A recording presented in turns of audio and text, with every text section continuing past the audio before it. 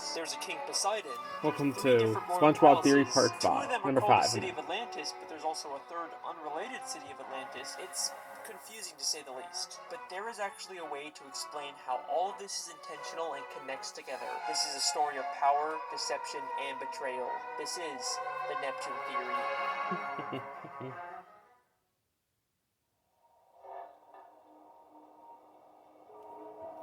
Let's get this part. That was probably nothing. Let's get going. Oh yeah, this is gonna be fun. King Neptune is the ruler of the seven seas and the Roman god of the ocean. If you watch my evolution theory, you know there's also a good chance he's the reason why fish in Bikini Bottom are so evolved and able to talk. He lives in the city of Atlantis with his wife Queen Amphitrite and his son Triton. But in the first SpongeBob movie, he's replaced by a completely different King Neptune who has a completely different daughter named Mindy. These guys don't look or sound at all the same, so how can they both exist in this universe? Well, there's already an interesting theory out there about this. It's widely believed that the SpongeBob movie takes place in the future after the events of the show. So widely believed that I got hundreds of comments about it in my Mrs. Puff theory. Yep, I know guys, I heard what you said. The creator of SpongeBob, Steven Hillenburg, said he wanted to end the series with the movie. And it being canonically at the end of the SpongeBob timeline would explain why we never see the Krusty Krab 2, or any of the other characters from the movie in the later SpongeBob episodes. And some people believe that the reason why movie Neptune is so different is because he's actually Neptune's son, Triton, all grown up. And that's a pretty cool theory, but I don't buy it. Other than Triton looking nothing like movie Neptune, I've never actually believed that the SpongeBob movie takes place in the future. Despite there being many people who commented about it on my Mrs. Puff theory as if it was a proven fact, there's never actually been any official confirmation of it. Steven Hillenburg only said that he wanted to stop making SpongeBob after the movie. He never said anything about where the movie actually takes place in the timeline of the show. And we do actually briefly see Neptune's daughter Mindy show up later in the show in SpongeBob's Big Birthday Blowout. There is no way she'd be there unless the show took place after the events of the movie. I think what's actually going on here with Neptune is something much more interesting, and it ties directly in with the television theory. If you haven't seen that video, it basically proves that the entire show, SpongeBob SquarePants, is actually a nature documentary being filmed by scuba divers, and many of the elements we see throughout the series are secretly set up by the showrunners to make sure that the show is more entertaining and profitable. And this applies to the SpongeBob movie as well. There's promotional art and even a commercial that acknowledges the fact that it's just a movie being filmed. Hello? SpongeBob, what kind of jellyfish is that? Hey guys, it's Carlos from the Zone. Can you tell us about your latest adventure? Well, this one adventure we had was a real Lulu. You mean when we went after Neptune's crown? It seemed bigger than our usual adventures. Yes, and with fewer interruptions. Well, thanks guys. We'll see you in the movie. Movie? What's that? I don't know. I think the real reason why Neptune looks so different in the movie is because the filmmakers couldn't get the real King Neptune, the literal god of the sea, to show up for a movie. So they hired an actor to pretend to be the king. And there is actually a ton of evidence in the show to support this. King Neptune is supposed to live in the great city of Atlantis, but in the movie he just lives in some random sandcastle, almost like they just built a discount version for the movie. But the real evidence comes from Season 10, Episode 18, Lost and Found, where SpongeBob goes beneath the Krusty Krab to look for something in the Lost and Found. As he searches through this surprisingly massive collection of items, on one of the shelves we see something mind-blowing. The crown worn by King Neptune in the SpongeBob movie. Oh, wow. The entire plot of the movie hinges on the fact that Neptune thinks Mr. Krabs stole his crown. Why would Mr. Krabs have this now? Because this isn't just the Krusty Krabs Lost and Found. It's also where they store the props used by the SpongeBob SquarePants filmmakers to create the SpongeBob movie. If you remember from my television theory, Mr. Krabs is secretly working for the showrunners to spy on all the main characters. And his secret surveillance room was hidden beneath the Krusty Krab, just like this Lost and Found. So it makes perfect sense for the showrunners to hide their props down here. And if you still don't believe me, we also see SpongeBob's guitar, the Goofy Goober peanut hats, and the magical bag of wind. All items from the movie that would make no sense being down here unless this was the showrunner's prop storage, and the movie King Neptune was just an actor. Well, that's one Neptune down. Now for the real mystery, King Poseidon.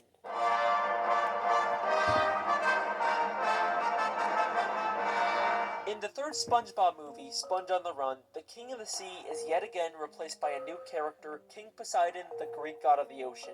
He actually does live in the city of Atlantis, except instead of the ancient royal architecture, it's a giant casino designed to make money. It'd be easy to say that these are just two separate kings that rule different areas of the sea, but they both claim to be the ruler of the seven seas. So, how can two different characters both be the king of the same seven seas? The answer to that question actually has to do with a place called Camp Coral. Throughout the third SpongeBob movie, we keep cutting back to flashbacks of a younger SpongeBob and all the other characters when they all went to summer camp together. This was all to set up a spin-off show called Camp Coral that followed these younger characters. Never seen that one. Now, at first, I just wrote the show off as SpongeBob following the trend of making all their characters younger to appeal to a younger demographic. It's been done before, and it's never very good. They also completely contradict the continuity of the main show by having characters like Sandy and SpongeBob meet as kids when we know they actually met as adults in the main show. Look, I am having a hard enough time figuring out this show's continuity on its own. I do not need another show full of contradictions to make it even harder. But the creators actually did something very clever to make the continuity work. The 7th episode of Camp Coral ends with one of the biggest plot twists I've ever seen from the show. So in this episode, SpongeBob actually discovers the Krabby Patty secret formula way before it was supposed to be created by Mr. Krabs. But at the end of the episode, it gets accidentally destroyed by Sandy, and then we get this mind-blowing scene. This is Little Cheeks calling Big Cheeks. Come in, Big Cheeks. Over. Affirmative, Little Cheeks. This is Big Cheeks receiving you from the future. How are things going in the past? Your plan worked perfectly. The formula worked out before Mr. Plankton could nab it.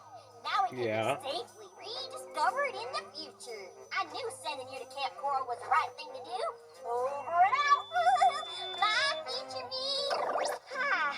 Mission accomplished, timeline preserved. Now everything can continue just the way it's always been.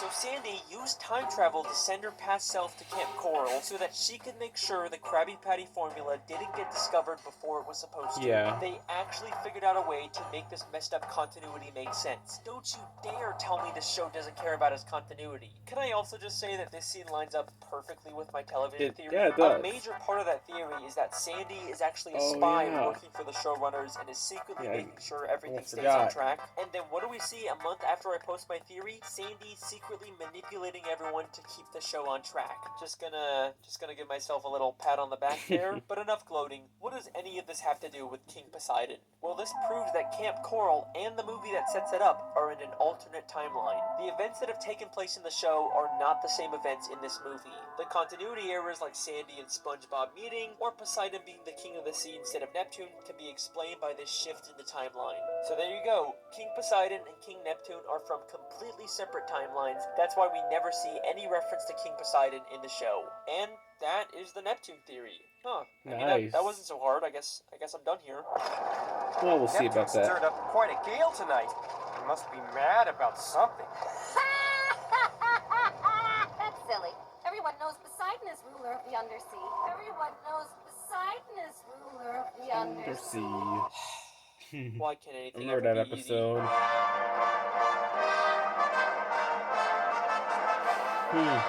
This is the clip that really made me decide to make this theory. The beginning of Season 5, Episode 19, Spongehenge, shows two fish arguing over whether Neptune or Poseidon is the real ruler of the sea. It's like the creators are directly telling us that both of these characters somehow exist in the same timeline, and it's our job to figure out how the puzzle pieces fit together. Let's do it. So, let's take a look. I'm ready. Despite both of these characters having similar appearances and personalities, there is one very important difference between them. He has no Poseidon powers? doesn't have powers. I was right. We've seen many times that King Neptune has magical abilities that he can use at any time, even without his trident. But in the entire third SpongeBob flip a movie, switch, we never see Poseidon use any powers or magical abilities, except for lighting up his trident, but all he has to do for that is just flip a switch. And we know from the episode Trident Trouble that you don't even need to be a god to use the trident. And at the end of the third movie, we find out Poseidon is actually in terrible shape. If you remember at the end of the episode Neptune's Spatula, Neptune briefly turned SpongeBob into a god, and we can see that having god powers gives you a perfect body. So why is Poseidon in such terrible shape? Because he doesn't actually have powers. Only Neptune does. Even Neptune's wife, Queen Amphitrite, has to use technology to zap someone, unlike Neptune, who only has to use his finger in the exact same episode. He is clearly the only one with powers, but why? To answer this question, we first have to understand the origins of King Neptune.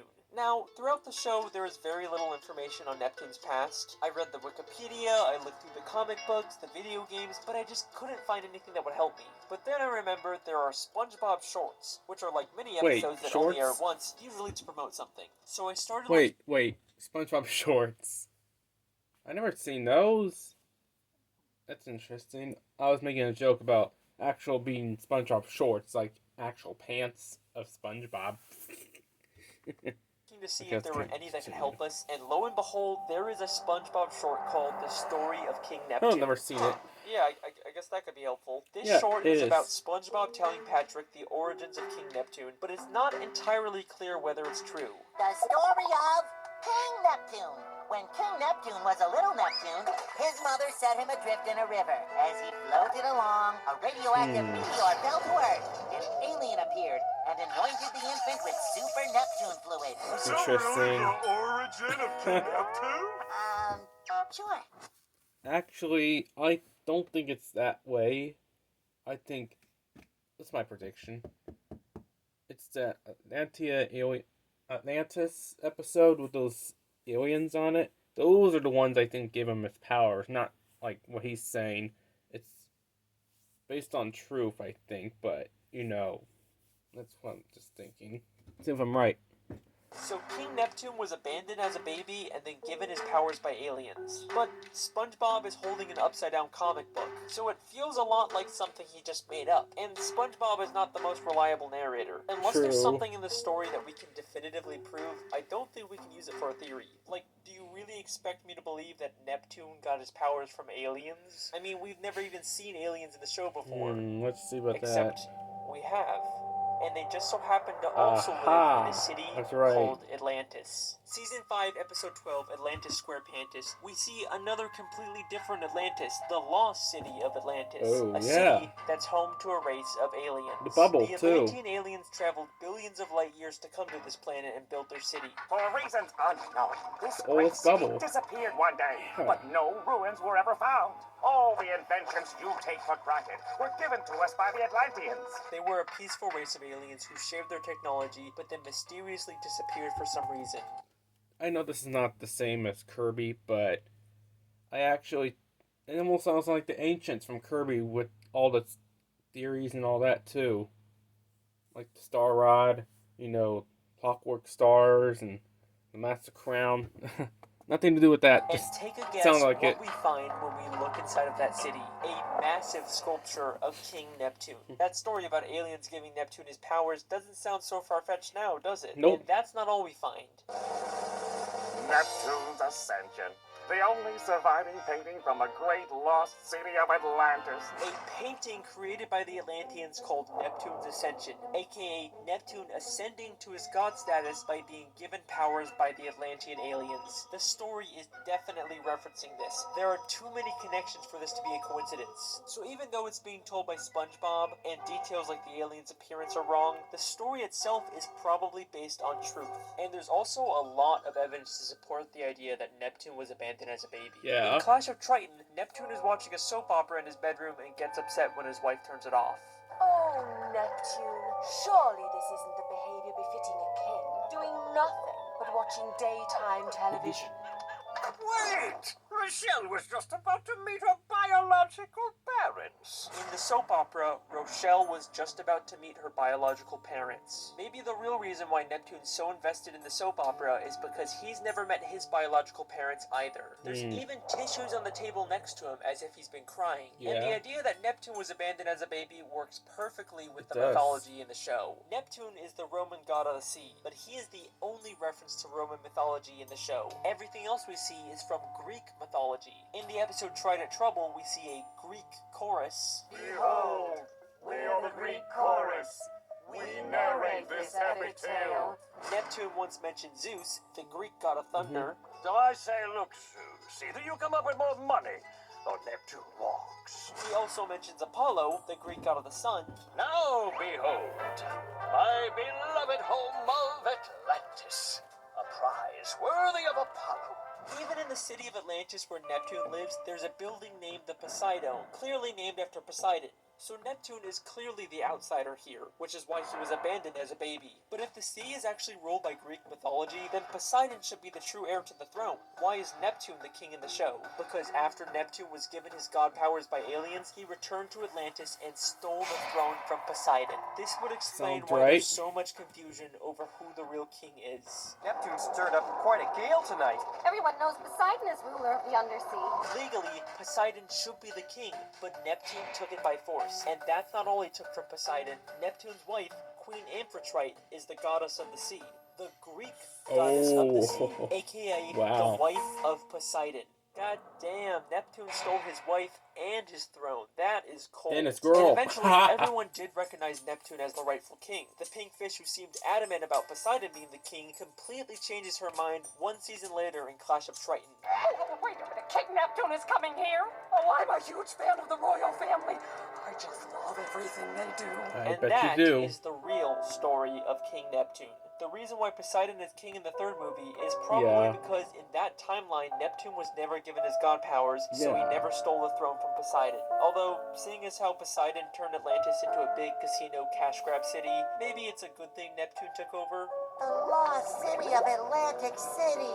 And that is the Neptune theory. That was a tough one, but we are finally done. See you next time, guys. Good job. Nice job. Why is Poseidon City called the Lost City of Atlantic City? Time yet. The lost city of Atlantic City. I mean, the Atlantic City part makes sense. Yeah. That's a reference to the real-life Atlantic City. Yes, it but is. why is it called the Lost City? Oh, There's yeah, nothing now I lost know about why. the city. It seems like It's everyone's the easily able Atlantis to find it. The only other one. reference to a lost city of Atlantis is the one with the aliens that gave Neptune his powers. Nope. I don't care. I'm done with this theory. I don't need to answer every single little question. I am 100% done.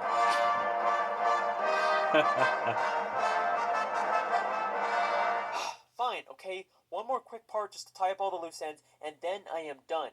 Alright, here we go. So we know before the Atlantean aliens mysteriously disappeared, they shared their technology with the creatures of the sea. I think the self-proclaimed gods of the sea got their technology, like tridents and their other weapons, from the Atlantean aliens. In fact, the Atlantean guards even use golden tridents as their weapons. That's why the gods named their city Atlantis, to pay tribute to the Atlanteans that gave them their technology. But all of that changed when Poseidon became king of the sea. He betrayed the Atlanteans and used their own weapons against them to conquer their home and turn it into a casino city. That's why Poseidon City is called the Lost City, even though it's not lost. It's referencing the Atlantean city that was conquered by Poseidon. And the reason why the Atlanteans gave god powers to some random abandoned baby in the main timeline was so that Neptune could take the throne from Poseidon and prevent him from conquering the alien city. And the reason why the Atlantean city mysteriously disappeared was because they hid it so no one could ever try and conquer them again. And that is the Neptune theory. I am done.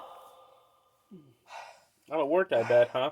Okay, that's another one done. Thank you so much for watching. I've been your host, Alex. We've got more on the way. I'll see you next time. There are a few we're going to be reacting to. Hey, listen, that theory was awesome. You know, I don't know how you keep coming up with these, but, I mean, they're great.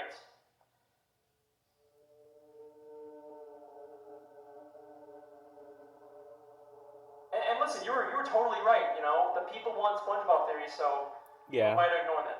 So, thank you. My shirt, too.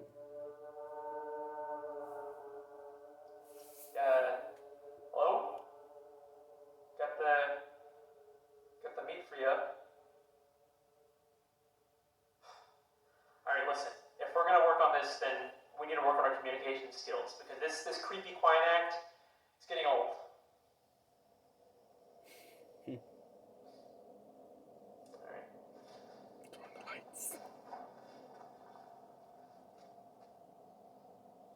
Careful.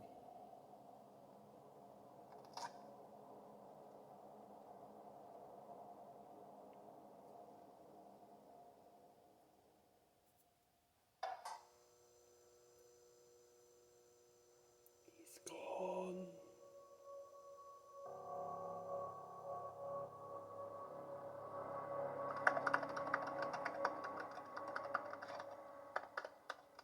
Number 6. Yep.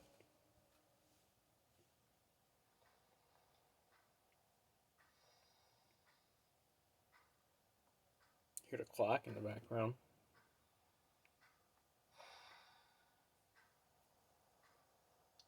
Ooh. Ooh. Squidward with his ink.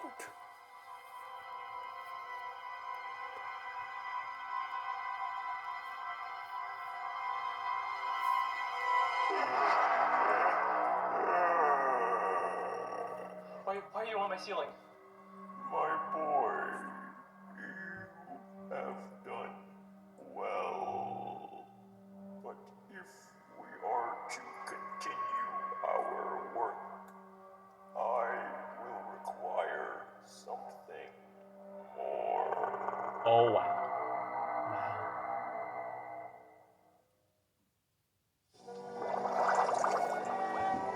Let's go. Let's get that out of here. Okay, that was a good one. It wasn't that long, but I mean, it was like almost like 20 minutes, but that was a really good one. But not one of my favorites yet, but we'll see what the next ones have for us. Number 8 will be coming soon sometime. I'll be doing that, reacting to that one sometime when it comes out. So we'll see you guys later. Don't forget to subscribe. Subscribe to him if you're interested in these. He has more on the way. He has more of these, like number 6, 7 so far also. So I'll see you guys later. Thanks for watching.